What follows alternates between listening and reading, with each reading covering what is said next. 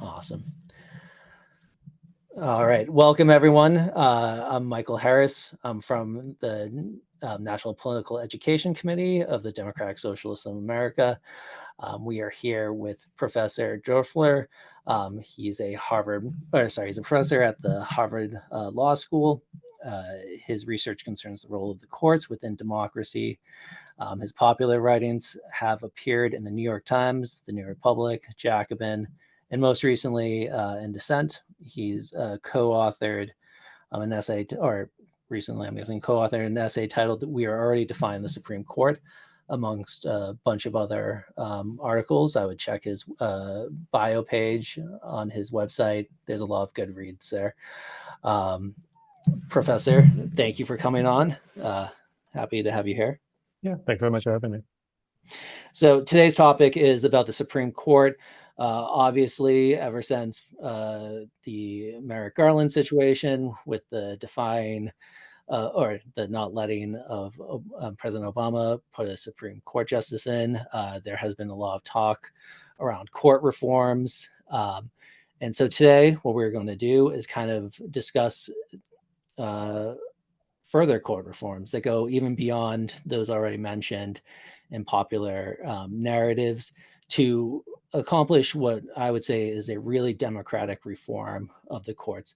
The DSA's position is that we need to limit the power of judicial review. And if you don't know what that is, we'll get into it in a little bit, because the court, in our opinion, does act as a political actor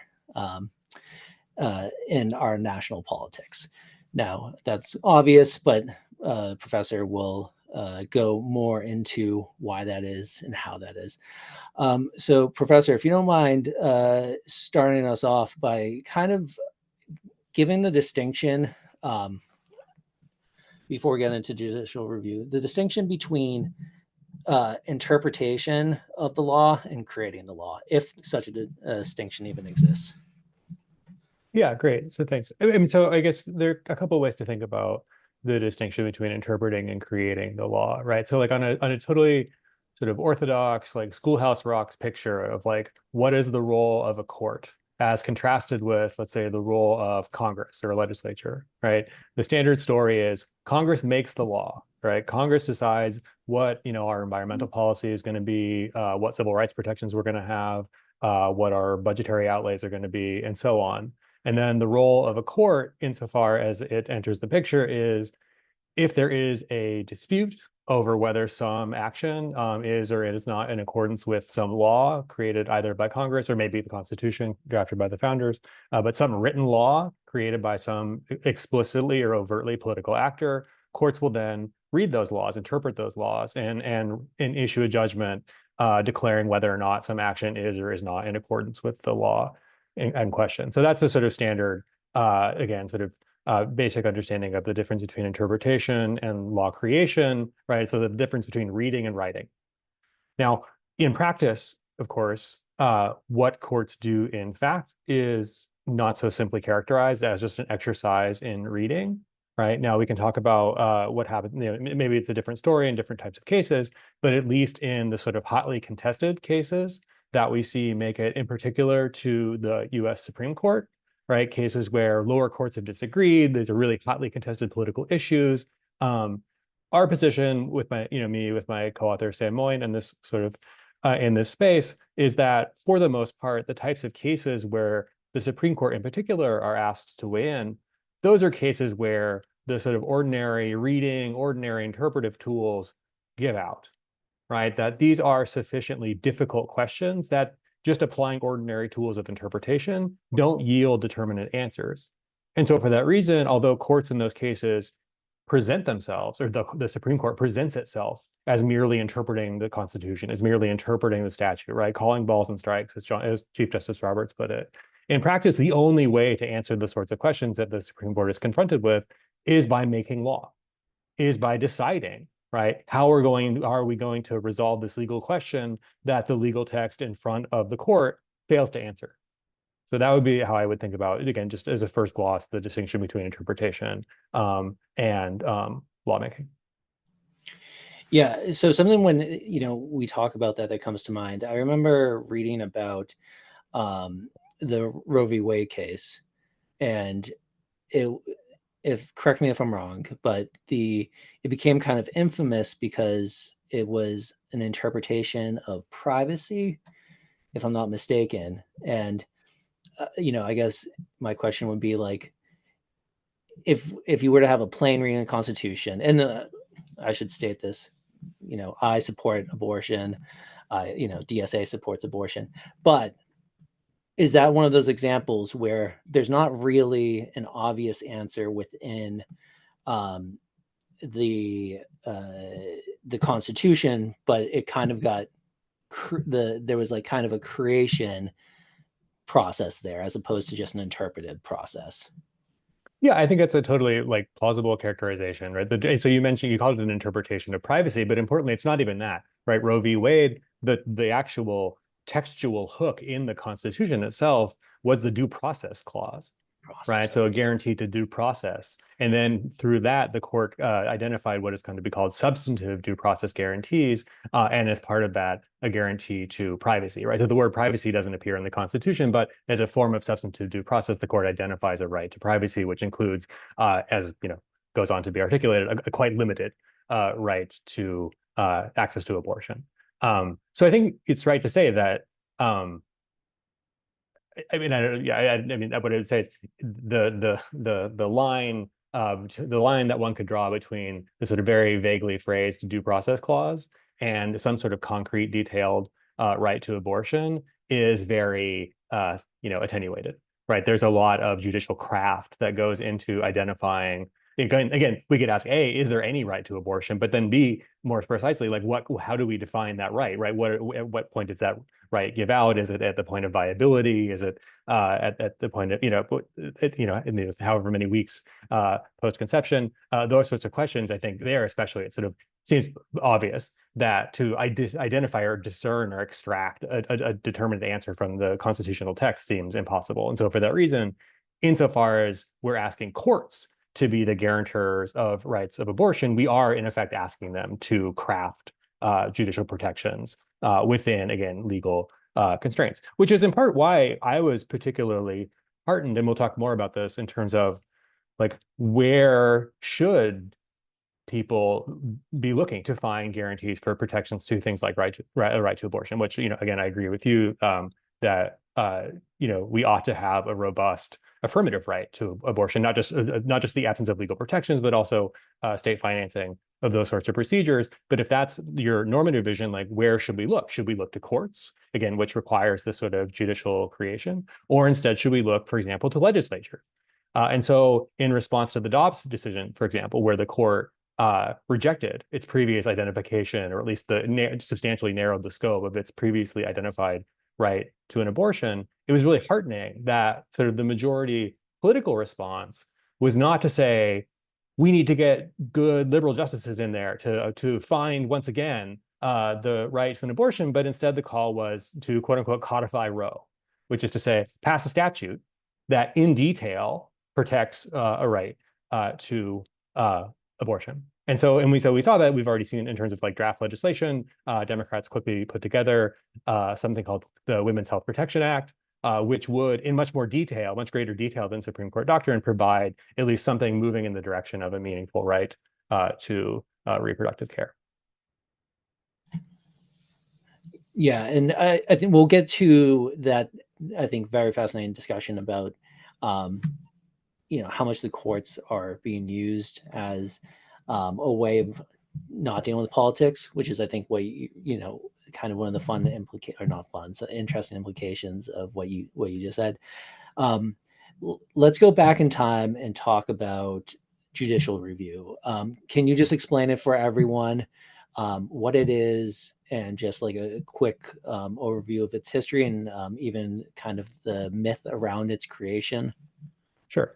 So typically, the phrase judicial review is understood to refer to the power of a court to declare that ordinary legislation, right? So legislation passed at the federal level by Congress is invalid because it is inconsistent with the constitutional framework that creates and empowers the legislature, right? So again, within the U.S. federal system, Congress exists only because the U.S. Constitution identifies that body, grants it legislative power, but it comes with various articulated constraints. And so in the ordinary judicial review process, Congress passes a law and someone could say, this law is inconsistent with the First Amendment, right? It unduly restricts my freedom of speech. Therefore, this law is invalid. And judicial review is the power for some court to say, yes, we agree this law is invalid, and so therefore it is not to be enforced.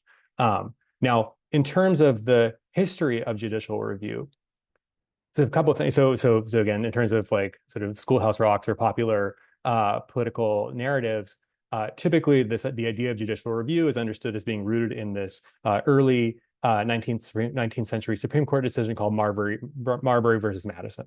Right? I think most people have probably heard of that decision. Now, what I would say is that the identification of Marbury as grounding the Supreme Court's or the federal courts generally, but the Supreme Court in particular, the right or power of judicial review is misleading in a couple of ways. So on the one hand, what I would say is that even before the drafting of the Constitution, founding era state Supreme Courts, for example, were broadly understood to have something like judicial review power under state constitutions. So state Supreme Courts did evaluate state legislation for constitutionality. At the same time, the level of scrutiny that was applied, or the standard of review at that state Supreme Court level, was incredibly, incredibly permissive. So it was only if there was like a flagrant, unquestionable violation of some constitutional constraint were courts permitted to intervene. So that's on the one hand. So I think to say that the recognition of judicial review with Marbury v. Madison, I think that's somewhat of an overstatement. On the other hand, this narrative that once courts clarified, at least in Marbury, that they had the right of judicial review and then went on to exercise that power, I think that is also false and largely, and this, my colleagues, Nico Bowie and Daphne Renan actually have a forthcoming book on this topic, but that sort of identification of Marbury as the place where the court secured its power or established its power is also sort of retconned, has been largely by the court itself and other judicial institutionalists have like retroactively attributed that significance to Marbury, where in practice, although the court in Marbury did assert its right to declare legislation unconstitutional, it did so in a way that actually helped it to avoid a conflict with the executive. And then after that, for half a century, the court really went out of its way to avoid affirmatively exercising that power. And so really it was only during the antebellum and then into the Civil War period where we saw the Supreme Court with decisions like infamous decisions like Dred Scott, where we see the court for the first time really in a really aggressive, assertive way, really exercise this power of judicial review. So again, if we were looking historically, where did the court really create this form of like very serious, robust judicial power? It really was the Civil War period, pushing back against anti-slavery Republicans. And do you know what the reaction to that was at the time?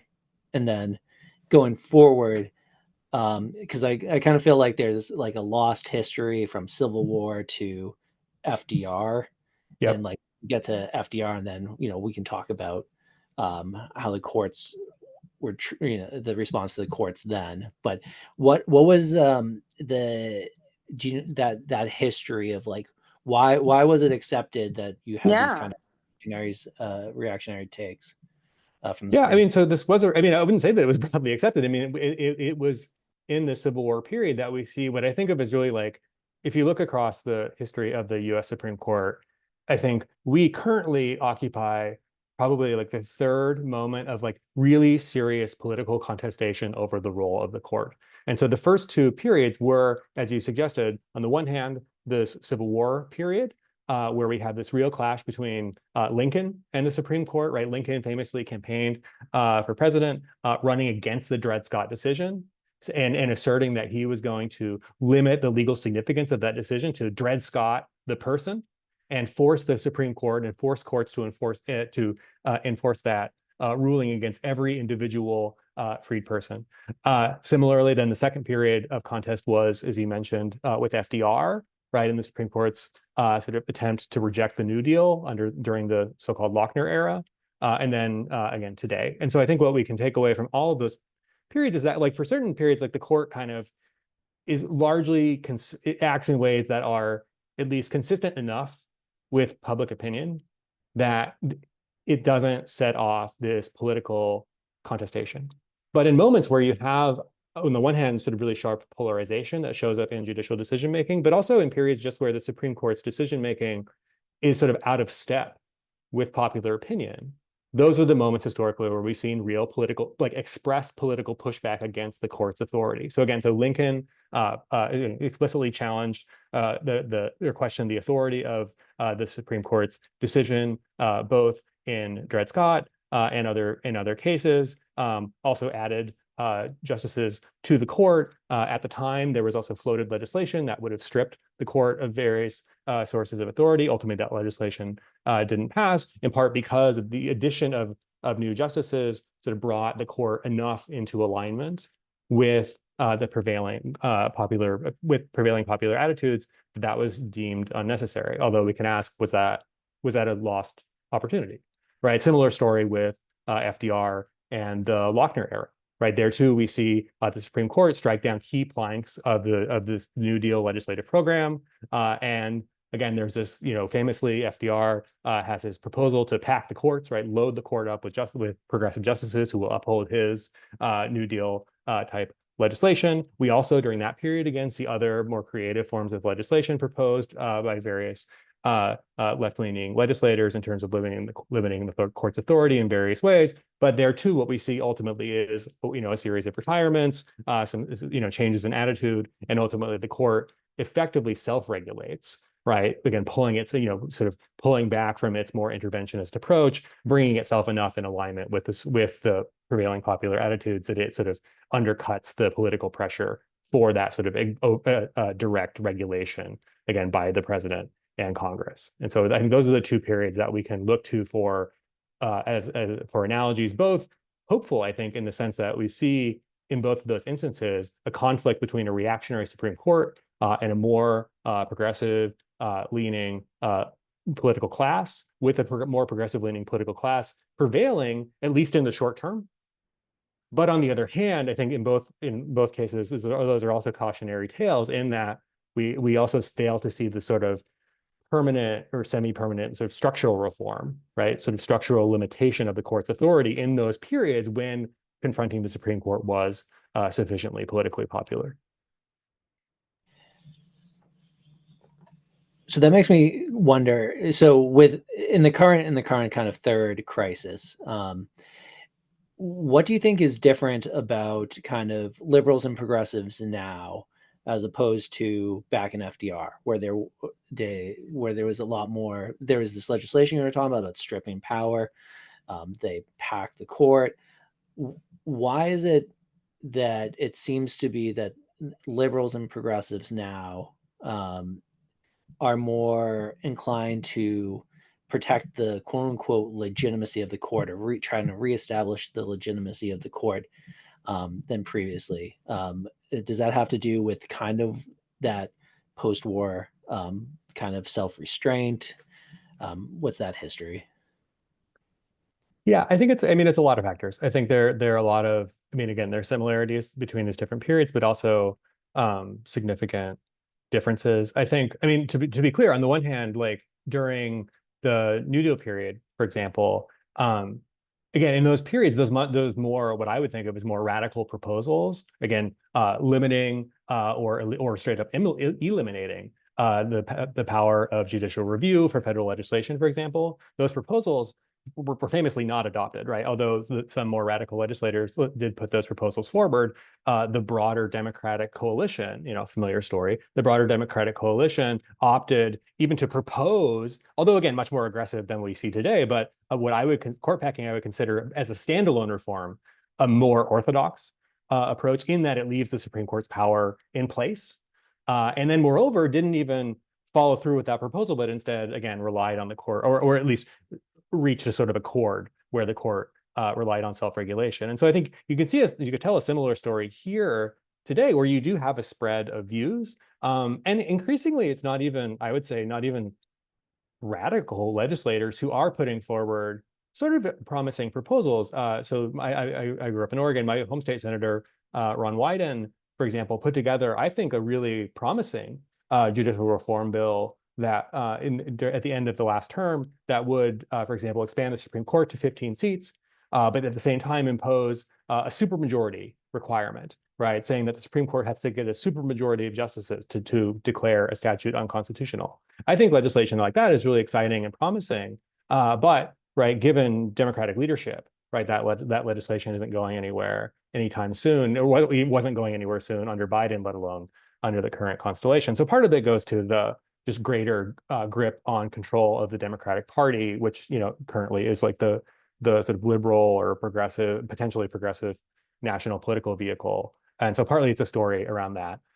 And then the other, as you mentioned, in terms of like why are more center-left liberals apprehensive about judicial reform, at least part of the story, and what we can talk more about this, I think, but at least part of the story is, as you said, in this sort of post-FDR conflict period, not only do we see the court sort of step back from striking down things like child labor laws and things like that, but also in sort of relatively short order become interventionist in what we would, progressives would broadly think of as a good way, right? Striking down, again, most famously, segregation in public schools, right? Brown versus Board of Education, things like that. So during this Warren Court period, right, during the 1950s, roughly speaking, we see a Supreme Court that not only is, for the time being, not playing its traditional role of being a reactionary force, but is, although the history may be a bit overstated, is at least a softly or modestly progressive political force. And so in part, that memory of a at least modestly progressive Supreme Court has grounded, for at least a certain generation of liberals, a sort of enthusiasm about the court. And so for that reason, kind of an apprehension about attacking it, right? Treating it as a political opponent. Do you think that there's also like a way in which the courts get to act as this, how do I want to describe this, that they impose this limit on the possibility of what we can do politically? So what I mean is, I think like the modern Democratic Party, like we think of Biden and we had the parliamentarian, right? The parliamentarian, this thing that never exists except when it's needed to stop kind of good things from happening. Do you think that there's, even if it's not explicit, that the court kind of, it gets to be used as this game of like, well, I don't know if we can do this, or, we don't want to do politics. We don't want to try to convince people. So, we'll ask the court to, let's say, allow gay marriage. Again, it's good we have gay marriage, but, right. it kind of like we saw with Roe, it can be overturned. Yeah, right.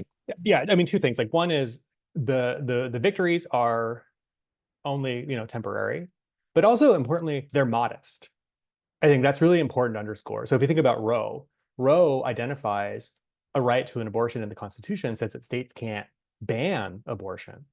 But in short order, in what are called the abortion funding cases, the court says, oh, but of course you don't have a constitutional right that abortion be economically feasible for you. The state doesn't have to pay for an abortion, they just can't ban it, right? So even in the moments when we see judicial victories, most of the time we see the court identify in the Constitution or create what I would call negative rights or negative liberties, right? The absence of formal prohibitions, but refuse or decline to identify what I would call positive rights or positive liberties, right? Liberties that you actually have real material opportunity to exercise. So I think that that's one. But in terms of, as you said, imposing just limits on political possibility, I think that's exactly right. And I think the way to think about it is sort of twofold. Again, going back to what I said initially about the difference between interpretation and lawmaking, especially for an entity like the US Supreme Court, the US Supreme Court is really by necessity, given its current role, a legislative body, right? It makes decisions about what the law should be. And so then if you view it that way, in effect, what the Supreme Court is just an additional legislative chamber. Right. So not only if you want to create legal change in the US, right, if you want to create some affirmative right through ordinary legislation, not only do you need the House, not only do you need the Senate, not only do you need the president, but you also need the Supreme Court to sign off on that, right? So that's just one more veto gate. And so already just layering on additional veto gates just makes it more difficult to do stuff, right? It makes it more difficult to protect labor rights, makes it more difficult to protect environmental rights, and so on. But then moreover, as you said, because the Supreme Court fashions its work with the support of at least institutionalist Democrats as not political, but as legal interpretive, right? We're just calling balls and strikes. Moreover, that obscures the nature of the contest, right? So then you have this mystified body that says, oh no, I'm sorry, the EPA, you're not allowed to regulate emissions from power plants. Not because we think that's a bad idea, but just because, the Constitution, actually the way either the Constitution or the statute is written, really the best interpretation is that that's not allowed, which again is just, be frank, is bullshit, right? That's not identifying legal content in either statutes or the Constitution. That's the court simply deciding that, look, this is a close enough case that we can get away with saying no. And so in that dynamic, then it just becomes an excuse, I would say, not to pursue those reforms. And as you said, it's very similar, I think, to the parliamentarian. Although again, just with a lot, even with I think just even like a broader range of consequences. Yeah, and something you just reminded me of was the way the Supreme Court. I mean, because I think that liberals, at least in the Democratic, kind of upper echelons, those that get elected, the decision makers, agree with conservatives in the protection of capital and capitalism. And something you just said reminded me of, I think you wrote somewhere along the lines of like about the First Amendment and how the First Amendment was used as a way of like allowing Citizens United, which, probably obviously very questionably the Constitution has anything to say about, but also as a way of striking down labor laws. And Yep. it's like, how where in the First Amendment do you get that interpretation, right? Totally. Well, and the other thing I should have added, so not only is in effect the Supreme Court an additional legislative branch, it is a legislative branch that is by design insulated from democratic pressures. And so for that reason is a much more elite responsive body. Again, as undemocratic as our system is more broadly, it's a lot easier to organize and pressure the House of Representatives than it is to organize and effectively pressure the Supreme Court for ordinary people, right? If you're Harlan Crow, that's a different story. But if you are, a labor organization, much more challenging. And so again, for that reason, and through this in this sort of mystified way, right, in a way that's like not even presented as explicitly political, rather presented as technical legal, we see the Supreme Court systematically use that power to undercut again the interests, labor interests, undercut any form of restriction on the wealthy's ability to dominate politics, all sorts of things. Again, using mechanisms like the First Amendment in recent decades. Yeah, exactly. I kind of want to jump into now in this like latter half of our discussion, actual reforms. You've done a fantastic job, I think, of kind of delineating two different types of reforms: personnel reforms and what's the other? Disempowering reform. Disempowering. Can you first kind of talk about the personnel reforms, because I think that that's basically already in the zeitgeist. Yep. Can you talk about what personnel reforms are, the different types, Yep. and their potential limits? Yeah, good. So maybe just to set out the distinction first, and then I'll go through the specific reforms. The difference between what we call personnel reforms on the one hand and disempowering reforms on the other really go to the question of like, what's the problem with courts? What's the problem with the Supreme Court? One story you could tell is the problem with the Supreme Court is its ideology, right? The Supreme Court is reactionary, it's too conservative.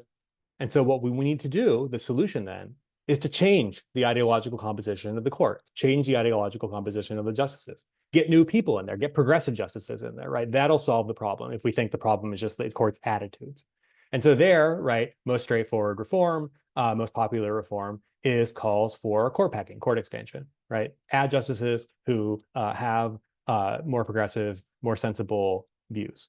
Okay, so that's one type of reform. Now, there are other types of reform that also are personnel reforms that go to altering the ideological composition of the court.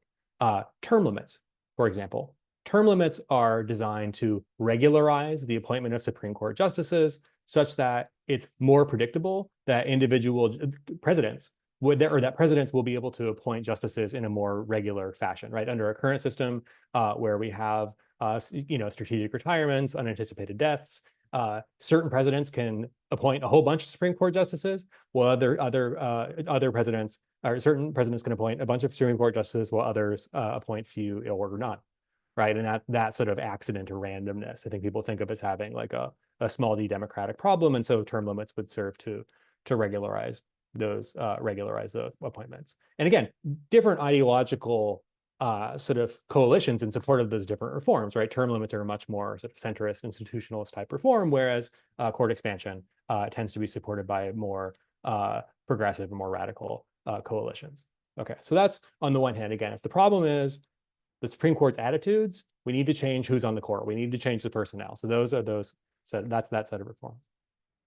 If, on the other hand, you think the problem, or at least a problem with the court, is not merely its ideological orientation, but also just that this body has the power that it does, right? That the Supreme Court, any Supreme Court, whoever those justices happen to be, if you think it's problematic that a Supreme Court can declare that federal legislation is unconstitutional, right? Legislation that already went through those democratic hurdles, as daunting as they are, then you might be drawn towards reforms that change not who's on the court, but what the court as such is allowed to do.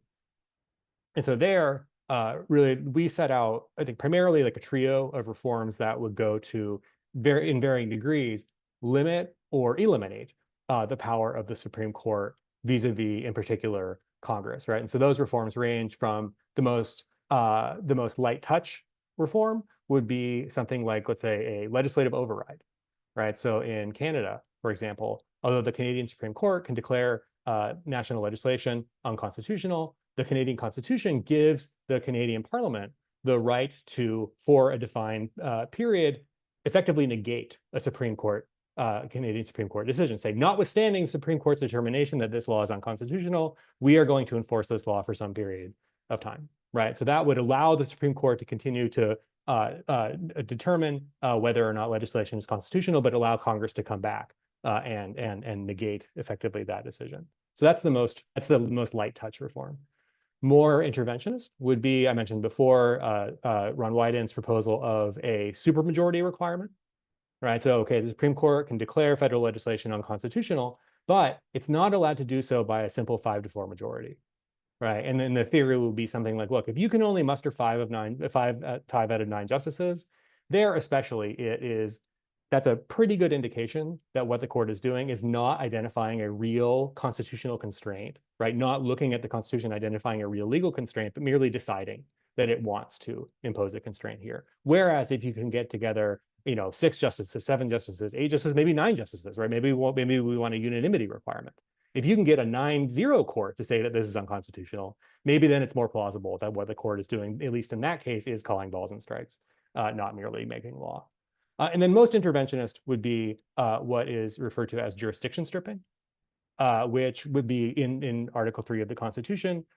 Congress is explicitly authorized to make such quote unquote exceptions to the Supreme Court's jurisdiction, except for, in sort of bizarre cases involving, disputes between states, foreign consuls and things like that. But for most cases, most types of disputes, Congress is explicitly authorized to take away the Supreme Court, in particular, and other courts, jurisdiction over those cases. And so jurisdiction stripping just says, okay, when it comes to the Women's Health Protection Act, let's say, right, this legislation that would create a federal right to abortion, that the Supreme Court simply lacks jurisdiction to hear constitutional challenges to that question, right? Or similarly, we saw this, again, much more sort of even centrist senators in response to the presidential immunity decision last year, right? Trump against the United States.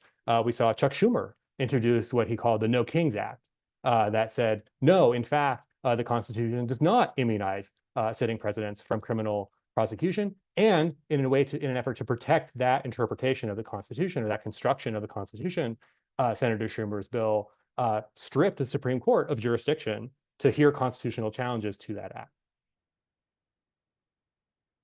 Yeah, and so I think what's important to emphasize with all these is they all operate within the current, what we can say is like allowable view within the Constitution. I think you just mentioned that it's some of these jurisdiction stripping, for instance, already exist. I think I heard you in an interview say, was it Senator Manchin with pipelines, and introduce them, where the Supreme Court, I just guess, can say they're not legal, right?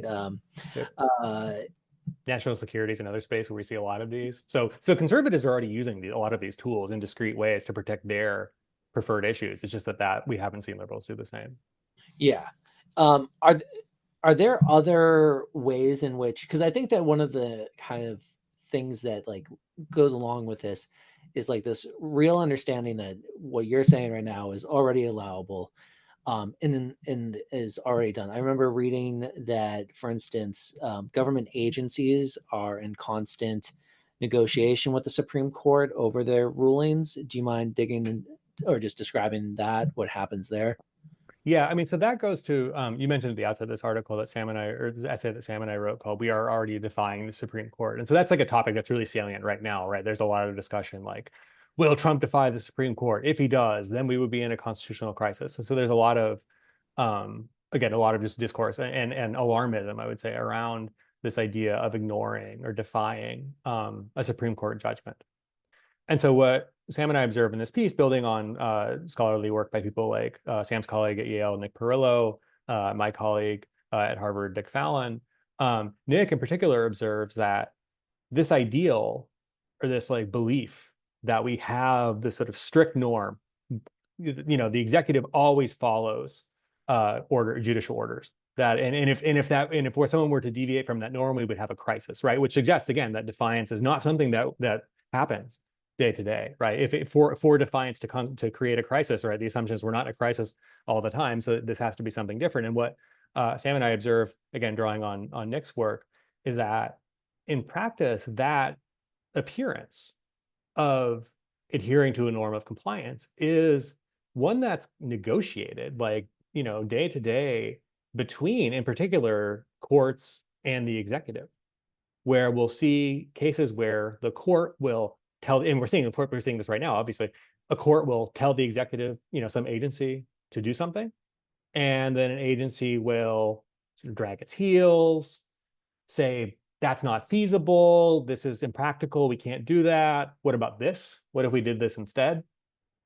And what we'll see is that courts, because it's in their interest to preserve the appearance of authority, will say, oh, okay, yeah, we can adjust the order in that way to make it more feasible. That is a reasonable sort of response. Or, oh, okay, you didn't comply with the order, but you say that it was an accident. Okay, so we believe you. Going forward, you've taken your time, but now that you understand your legal obligations, you're going to comply. And so again, there we see this sort of, again, sort of dance between different types of officials to maintain the appearance that when a court tells you to do something, when a court tells someone to do something, especially a government official, they do it.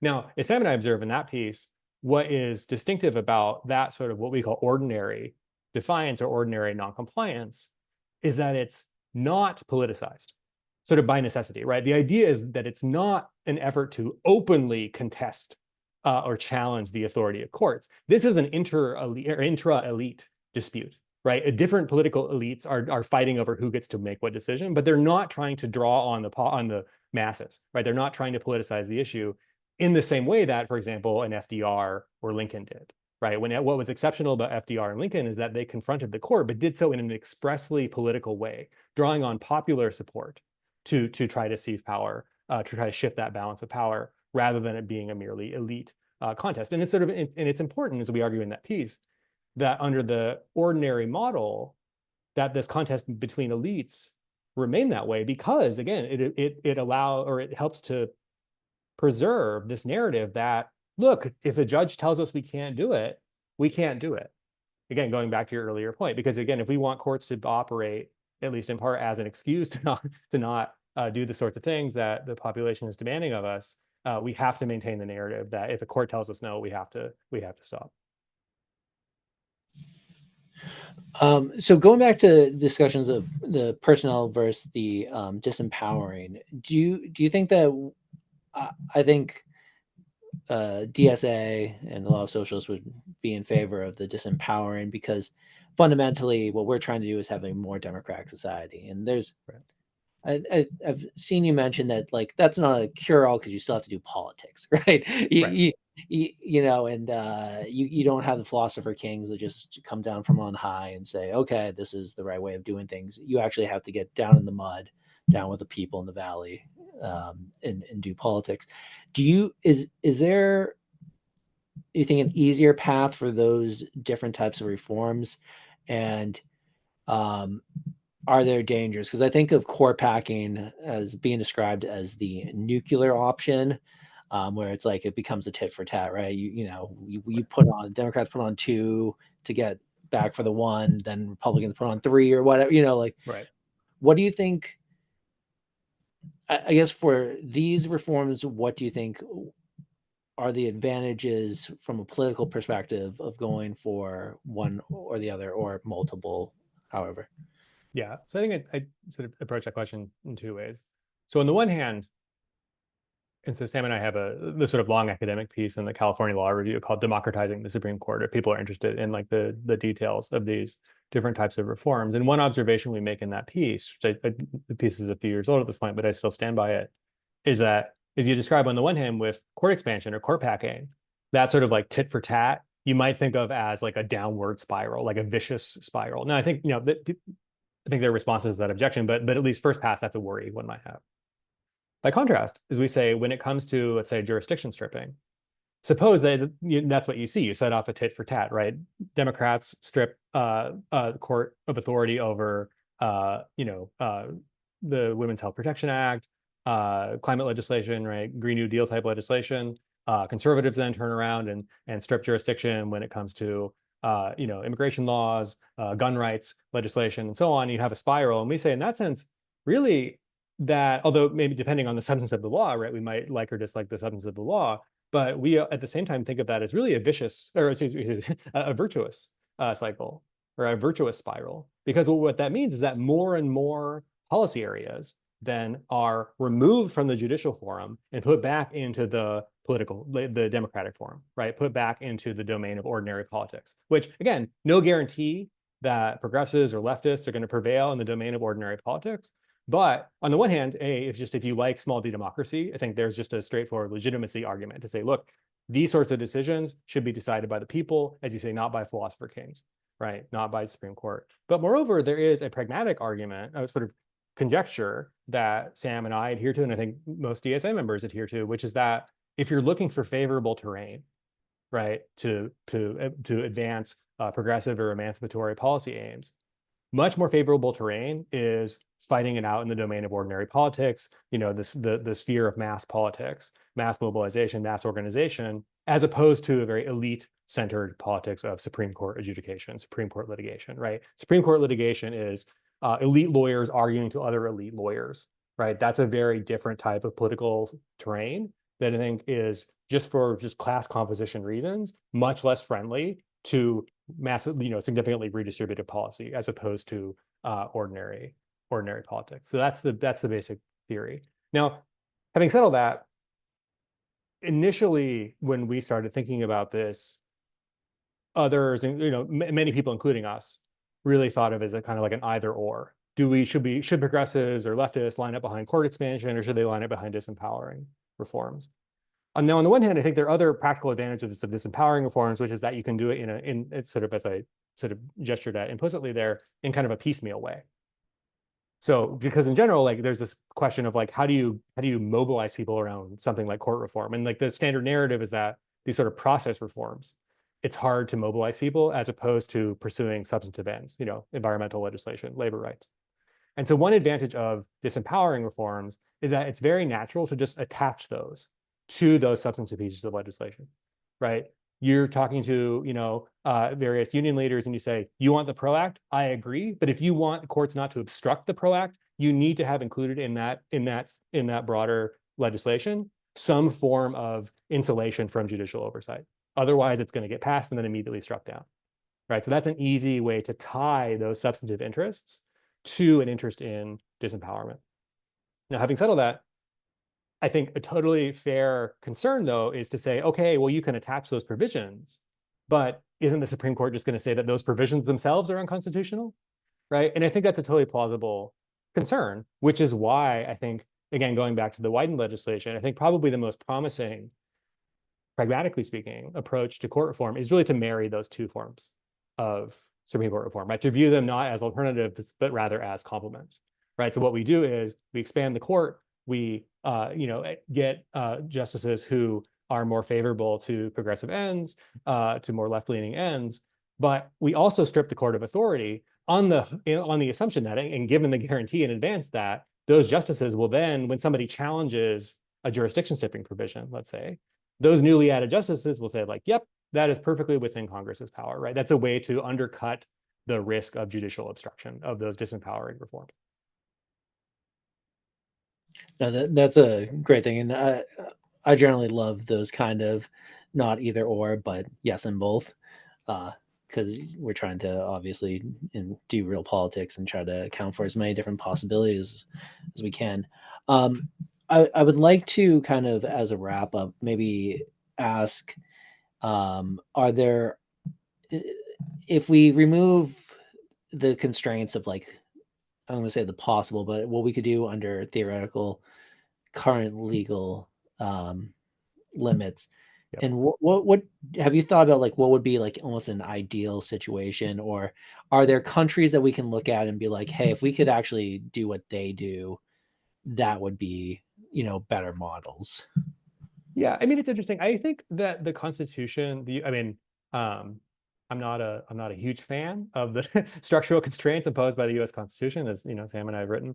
But I think when it comes to court reform, it actually doesn't impose that meaningful of constraints. I think so. I mean, so yes, you have models of all of the reforms that I described. Again, in terms of legislative override, you can look to countries like Canada. In terms of the judicial jurisdiction stripping, you have countries like the UK or New Zealand, where you don't have judicial review of national legislation. With supermajority requirements there, we can actually look at the state level. Different state constitutions, like in Nebraska, for example, passed during the populist period. The Nebraska Supreme Court can only invalidate state legislation on state constitutional grounds pursuant to a supermajority. So we can look to models from other courts for those reforms. The one set of reforms that I think is pretty explicitly taken off the table. I can't really tell a story about, maybe if I worked really hard, I could come up with a kind of workaround, but would be judicial elections, right? So if you look at Claudia Sheinbaum, AMLO in Mexico, right, their recent set of reforms, I think analogous, another way of making judicial decisions making more democratically legitimate, right? Rather than taking power away from the courts, they just make the courts more democratically responsive themselves. I think there are pros and cons to that approach, but I think it's a totally sensible approach that they've taken there. That would be much more difficult under our constitutional regime, but I don't view that as like an obviously superior way of democratizing law as opposed to the other methods. I think in terms of real constitutional constraints, I think the harder issues, although again, I think there are creative solutions, goes really more to the legislature, right? It's our bicameral system. It's the malapportionment of Senate seats, right? I think and then on the presidential side, the Electoral College. I think those are the structural features of the constitutions that are real impediments to any sort of really like strongly redistributive platform. And so I think those, to the extent that we're thinking like ideally or just really aggressively, really creatively, what do we need to get creative and trying to find workarounds for? Those I think are the constraints we should be more concerned about. Court reform, again, only one piece of the broader reform agenda, broader democratizing agenda. And I actually think, logistically speaking, it's actually one of the easier pieces. Yeah, I will say I was kind of shocked reading the Constitution that it's what, Article 3 is only like 5 paragraphs or something like that. Yeah, super spare. Yep. It's not very detailed. Nope. So we're just gonna ask if anyone has any questions, just to throw it in the chat, and like this will be kind of like the ending section. Uh, So someone put in for a question, the third political crisis situation is complex and it seems overwhelming to achieve reform for a positive. In your opinion, where's the most hopeful point to remember, and what hope for reforms have you found in your work? Yeah, so I think, I mean, I agree. It's a bleak time, but two things. I think one is during the Biden era, where there was this real popularization of this like issue of court reform for the first time in certainly my lifetime, really in almost a century. That itself was exciting, but obviously Biden, staunch institutionalist, did everything he could to undercut that effort and to really try to revive a much more of a restorationist picture of the court. Right, the court can and should be above politics. We just need to help the court to be its better self. And from day one, right, from his formation of the Supreme Court Reform Commission to the end of his term, that sort of restorationist approach was a complete failure. It was rejected immediately just by mainstream liberal critics. Right, when Biden announced his Supreme Court Commission, ordinary liberal publications like Slate and so on are like, this is a joke. It's obviously meant to undercut reform that's urgently necessary. And so I think what's really helpful is that restorationist project was such a failure that at the end of Biden's term, when he then, now effectively became a lame duck president, said he wasn't going to run again. That's right around the same time that you started to see other legislators respond to very straightforward electoral incentives. People like Ron Wyden, people like Chuck Schumer, introducing much more interventionist and I think more promising reform. So I think that there is at least that popular demand that at least some Democratic officials are attentive to, and to the extent that a figure like Biden loses, like insofar as that institutionalist camp loses its sort of iron grip on the party, I think you'll see some creative approaches there. The other, though, I mean, again, that's having said all that, you look at the way people like Hakeem Jeffries and Chuck Schumer are responding to the current crisis, saying like, let's leave it to the courts. We don't have any power. We don't control the House. We don't control the Senate. We'll trust that the courts will impose legal constraints on the administration. And that's really crushing, of course.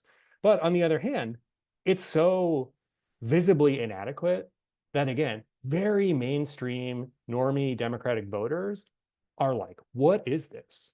Who are these people, right? The approval rating for the Democratic Party in Congress is historically low, right? Just historically low in this moment of like just buffoonish, like threatening behavior from the right. Democrats doing nothing is just causing like tremendous alarm and dissatisfaction among its electoral base, which I think creates a real moment of opportunity for a much more ambitious political movement, either individual actor or sets of actors.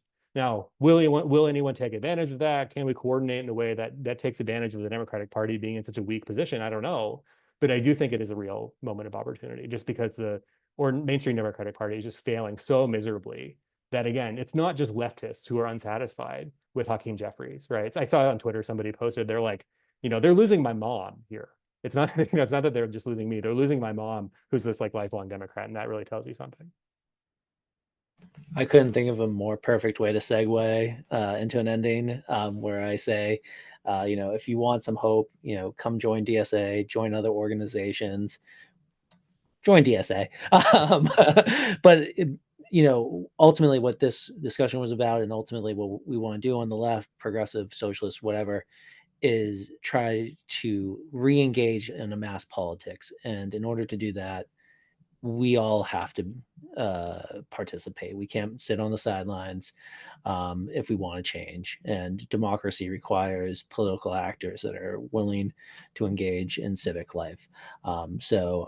Professor, thank you so much for doing this. It's been a pleasure. I don't know if you have any final thoughts, anything you want to plug before we let you go. Yeah, no, just to second that, I agree with everything you said, including join DSA.